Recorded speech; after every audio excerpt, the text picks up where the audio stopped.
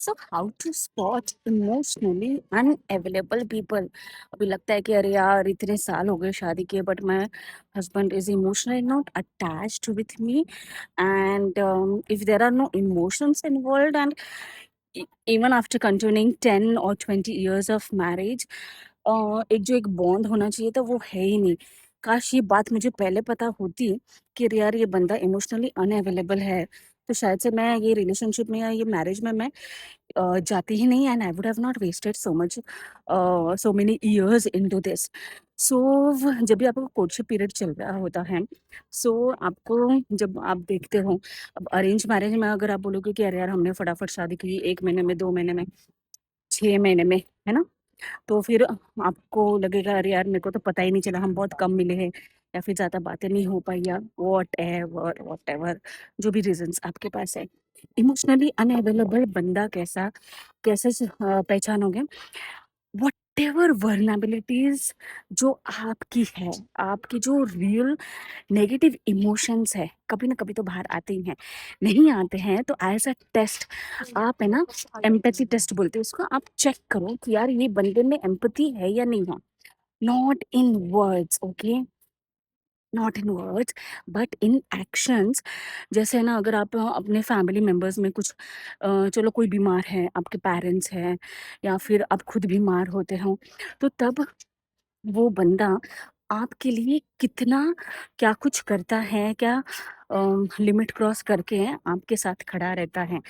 Because most of the times है ना, specially main, वो है ना आपके दुख में खड़े ही नहीं होना चाहते हैं। दैट इज रियलिटी चेक, वो खड़े ही नहीं रहते।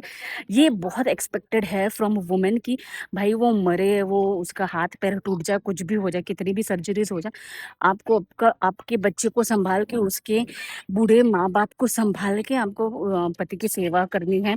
Okay, we get it, but women are not getting this kind of partners, and it is because कि फ्रॉम जनरेशंस यही प्रैक्टिस हुआ है।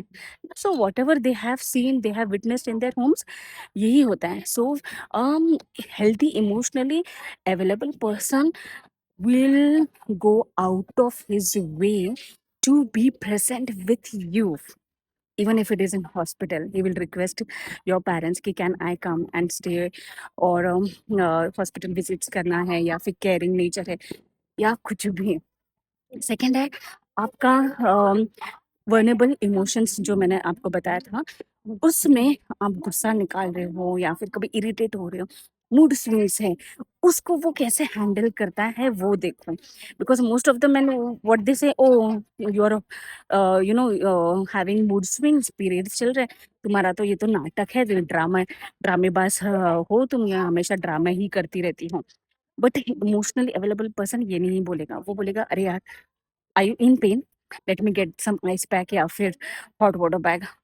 नहीं है, चलो I send you some chocolates. नहीं है, या कुछ ना कुछ ऐसे जिससे अफेक्शन दिखेगा एक्शंस में, not in words. So please women, always go for actions and never trust anyone's words. Take care.